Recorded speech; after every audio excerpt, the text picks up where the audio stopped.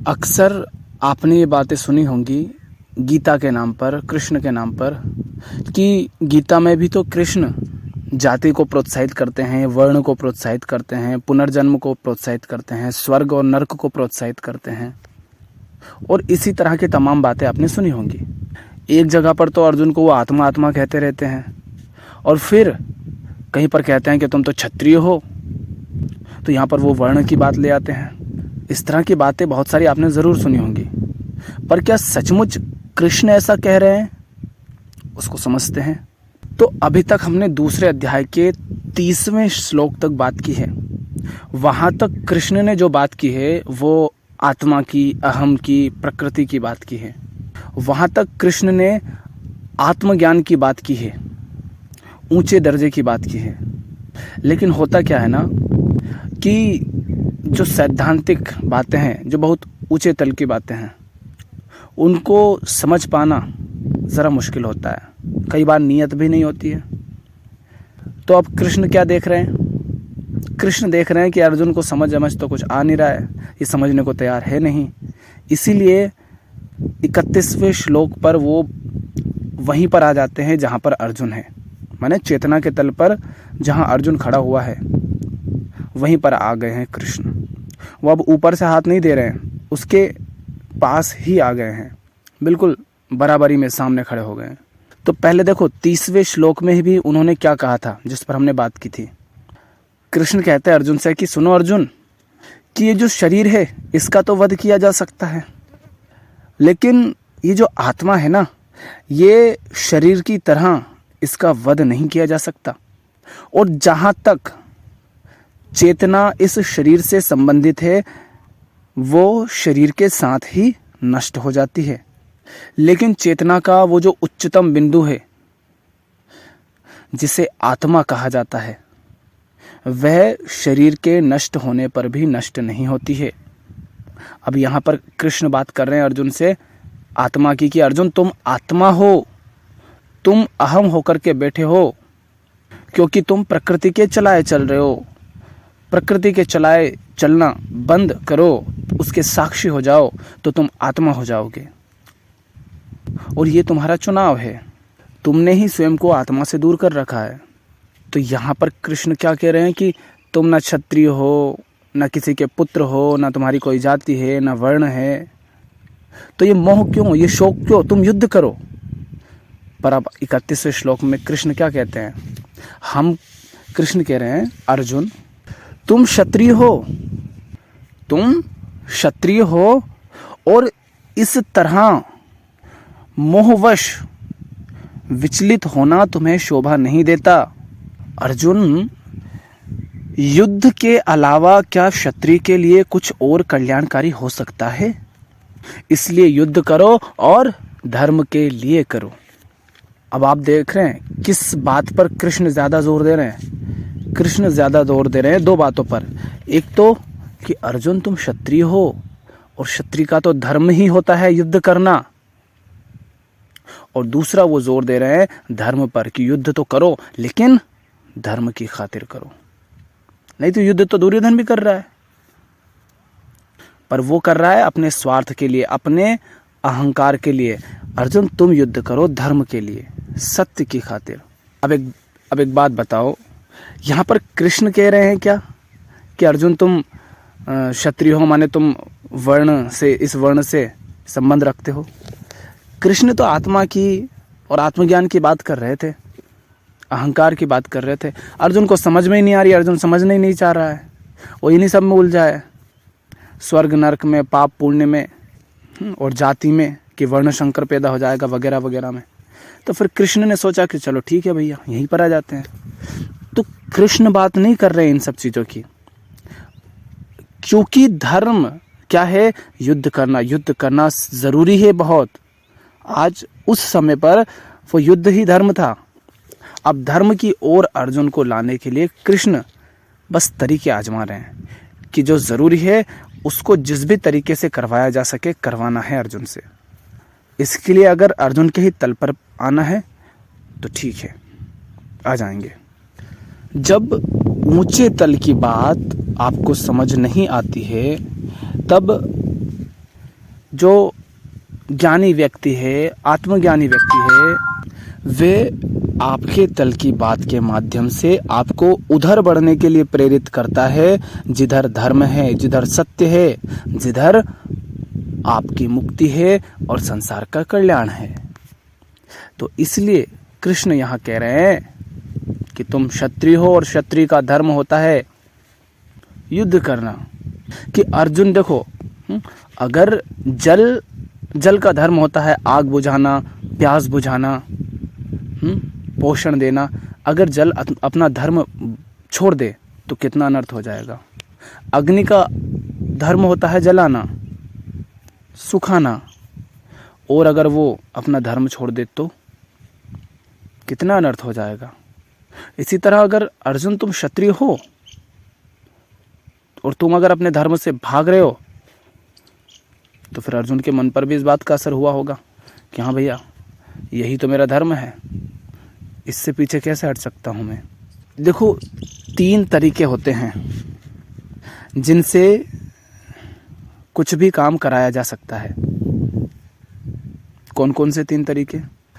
जो सबसे पहला तरीका है वो है समझ का, ज्ञान का, अंडरस्टैंडिंग का, जिसका उपयोग अभी तक कृष्ण कर रहे थे। अहम, आत्मा, प्रकृति, सत्य, मुक्ति, इन सब के माध्यम से, माने आत्मज्ञान, माने समझ। समझ वो तरीका होता है जिसके माध्यम से कोई भी कर्म होना चाहिए। समझ से जो कर्म किए जाते हैं वहाँ फिर किसी तरह की कोई अड़चन, कोई रुकावट नहीं आती, माने आपके अंदर से कोई रुकावट नहीं आती,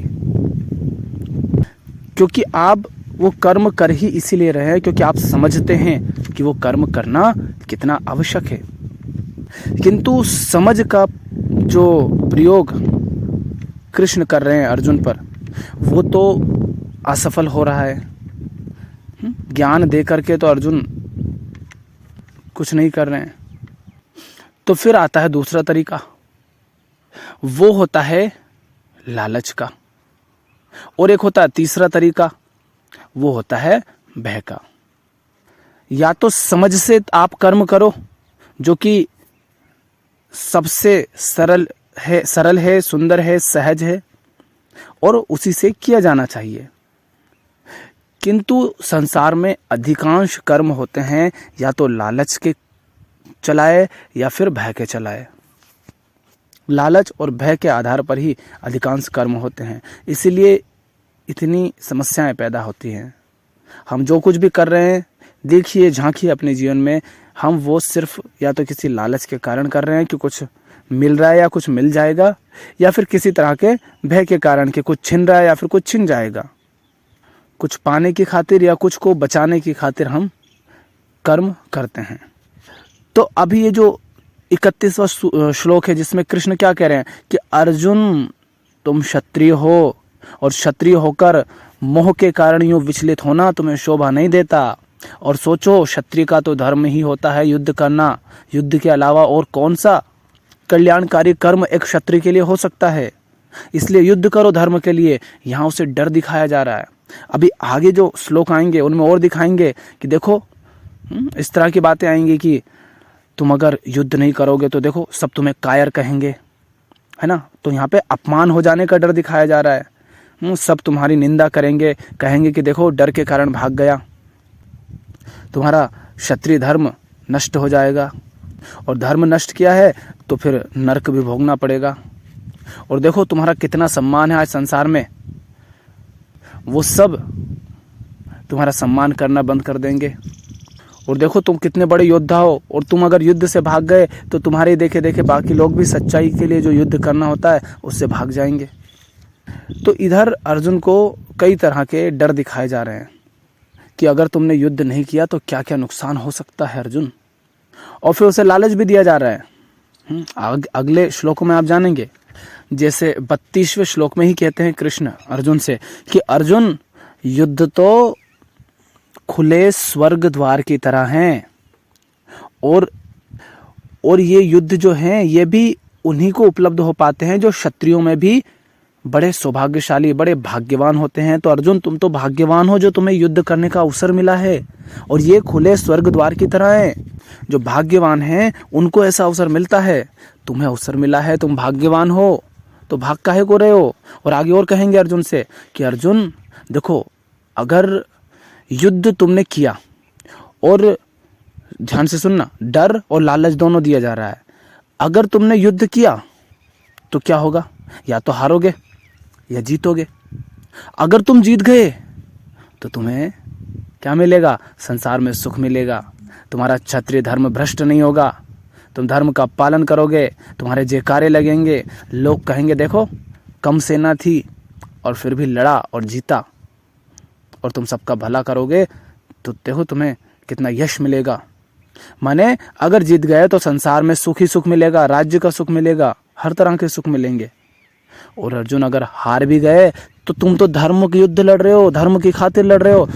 हार गए तो तुमने अपना क्षत्रिय धर्म नहीं छोड़ा, पर लड़े, भले ही मरना पड़ा, तो तुम्हें स्वर्ग मिलेगा।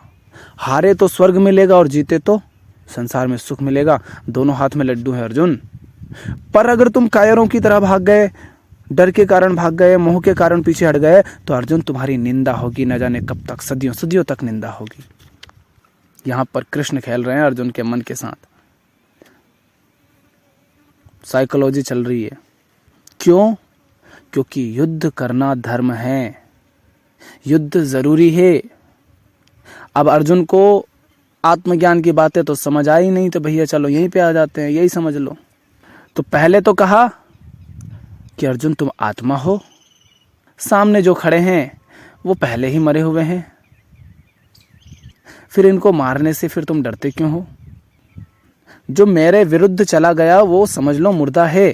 मेरे विरुद्ध जाने का अर्थ है सत्य के विरुद्ध जाना, धर्म के विरुद्ध जाना, प्रेम, शांति और करुणा के विरुद्ध जाना, अहिंसा के विरुद्ध जाना। और अर्जुन, ये जो तुम्हें इतनी करुणा और उठ रही है ना, ये करुणा नहीं है, ये तो मोह है, ये ममत्व है, अहंकार है। फिर उसे भय भी दिखाया जा रहा है और लालच भी दिया जा रहा है। तो हम जो कहते रहते हैं ना कि इन सब में भी तो, इन ग्रंथों में भी तो ऐसी ऐसी बातें लिखी गई हैं कि स्त्रियों को बुरा कहा गया है, जाति का, धर्म का, वर्णों का, इन सब का प्रोत्साहन किया गया है, स्वर्ग नरक की बातें की गई हैं, पुनर्जन्म की बातें की गई हैं कि शरीर का पुनर्जन्म होता है, और पितृ और ये और वो, इन सब की बातें भी की गई हैं। तो ये कृष्ण नहीं कर रहे हैं बातें, ये सब तो अर्जुन बात कर रहा है कि देखो ऐसा है वैसा है। फिर उसके प्रत्युत्तर में कृष्ण जो बात कहते हैं वो उस बात को काटने के लिए कहते हैं, या उस बात का फायदा उठाने के लिए वो कह रहे हैं ताकि अर्जुन युद्ध करे। तो कृष्ण क्या संदेश दे रहे हैं हमको भी कि भैया सबसे पहले तो जानो कि धर्म युद्ध है और लड़ना जरूरी है, और जो जरूरी है, जो सही है, उसके लिए फिर जो भी तरीका हो उसे अपनाओ। तो 30वें श्लोक में तो अर्जुन से कृष्ण ने कहा कि अर्जुन, शरीर तो मर जाता है किंतु ये जो आत्मा है ये शरीर की तरह मरती नहीं, इसका वध नहीं होता है। जहां तक चेतना इस शरीर से संबंधित होती है वह तो नष्ट हो जाती है, किंतु वह जो आत्मा है वह शरीर के नष्ट हो जाने पर भी नष्ट नहीं होती। फिर 31वें श्लोक में कृष्ण कहते हैं कि अर्जुन, तुम क्षत्रिय हो और एक क्षत्रिय को किसी भी तरह से विचलित होना शोभा नहीं देता, और क्षत्रिय के लिए युद्ध करने के अलावा और कुछ भी कल्याणकारी नहीं हो सकता, इसलिए धर्म के लिए युद्ध करो। और अर्जुन स्वर्ग नरक की बात करते हैं, इसलिए 31वें श्लोक में यह भी कह देते हैं कि अर्जुन, यह जो युद्ध है ये खुले स्वर्ग द्वार की तरह है, और ये अवसर क्षत्रियों को मिलता है, और क्षत्रियों में भी उनको मिलता है जो बड़े भाग्यवान होते हैं, उन्हीं को ऐसा अवसर मिलता है, और तुम्हें अवसर मिला है अर्थात तुम भाग्यवान हो। अब इससे चूको मत, अपने भाग्य को मत ठुकराओ। और ये सारी बातें सिर्फ इसलिए कही जा रही है ताकि अर्जुन युद्ध कर ले, क्योंकि युद्ध करना जरूरी है। यहाँ पर एक और बात आपको समझ आनी चाहिए, कृष्ण कितनी ऊंची ऊंची बातें अर्जुन को कह सकते हैं, और कही भी उन्होंने शुरू में, लेकिन हम समझते नहीं है ना, इसलिए फिर उनको इतनी सारी नीचे तल की बातें भी कहनी पड़ती है। वर्ण जाति इन सब के चक्कर में भी पड़ना पड़ता है। नहीं तो वो इन सबको तो महत्व देते ही नहीं। जब भैया तुम शरीर हो ही नहीं, और ये वर्ण और जाति ये सब तुमने ही गढ़ रखे हैं अपने मन से, अपने स्वार्थों के लिए, अपने किसी तरह के हितों को पूरा करने के लिए, जिनमें तुम बटे हुए हो, टूटे हुए हो, बिखरे हुए हो, एक दूसरे से लड़ते मरते रहते हो। इन सबको कोई आत्मज्ञानी व्यक्ति क्यों महत्व देगा? ये सब तो असली हिंसा है ना, जो मनुष्य को मनुष्य से बांट देती है, जो एक दूसरे का शोषण करवाती है। अब दुर्योधन ने द्रौपदी के साथ जो किया वो उसे पराया मान करके ही तो कर दिया ना। दुर्योधन के 100 भाई थे, उसने पांडवों को ही क्यों भगाया? उनके साथ ही ये सब छल क्यों किया? क्योंकि वो उनको अपना नहीं मानता था ना, उनको वो दूसरा समझता था। तो ये जो मेरा तेरा का खेल है, जाति धर्म रंग रूप लिंग, इन सबसे बहुत ऊपर की बात आत्मज्ञानी व्यक्ति आपसे करता है। पर जब आपको वहाँ की बातें समझ ही नहीं आती हैं, पर कुछ ज़रूरी होता है जो करना होता है, तो आपसे फिर वो नीचे तल की बातें भी करता है। वही बात तो कृष्ण हमसे कर रहे हैं, अर्जुन को समझा रहे हैं। और जहाँ हम कहते हैं ना कृष्ण को कि उन्होंने देखो ये छल किया, वो किया, दुर्योधन के साथ ऐसा किया, कर्ण के साथ ऐसा किया, हर जगह कृष्ण ने जो कुछ भी किया है वो किया है सिर्फ धर्म की खातिर। ये भले थे क्या जो अधर्म कर रहे थे? और अगर अधर्म करने वालों पर आपको इतना तरस आ जाता है कि आप धर्म को ही लात मारने लगते हैं, तो इसका अर्थ है आप खुद अधर्मिक हैं, आप स्वयं वो सब करना चाहते हैं। तो ये 3 तरीके होते हैं जिनसे हम कर्म के लिए प्रेरित होते हैं, या तो समझ से, या भय से, या फिर लालच से। अर्जुन समझ से तो नहीं कर पा रहा है, तो उसको भय और लालच दिया जा रहा है। हालांकि आगे फिर आ जाएंगे कृष्ण ज्ञान पर, उतार चढ़ाव चलते रहेंगे।